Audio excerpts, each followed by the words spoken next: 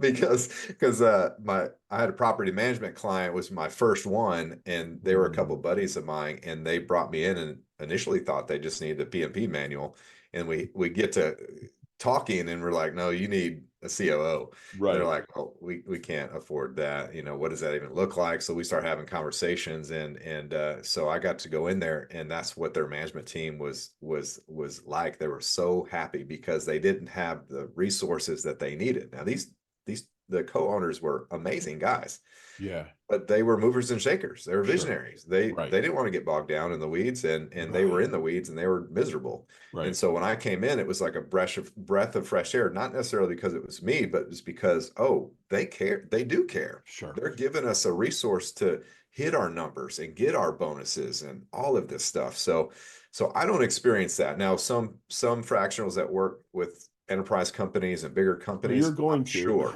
I'm sure. Yeah, and you know that. I'm sure Yeah. that they would experience that. Okay. But if you, yeah, but for me, I focus on the small business owner. Okay.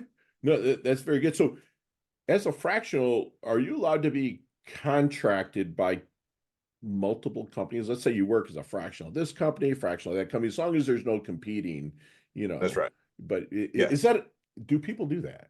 Yeah, that's expected. Yeah, Okay. absolutely. So you Yeah. can be a fractional of, A, X, Y, and Z, but A, B, C, but as long as they're not both like builders. You know Yeah, what I'm yeah. saying? You wouldn't want competitors. You're Okay. signing NDAs. You're not giving Sure. away any secrets. That sort of thing. You would just be able to advise better because you experience more Sure. situations. So you Oh, can yeah. come in. I can come in and say, okay, this is how we did it over here. Sure.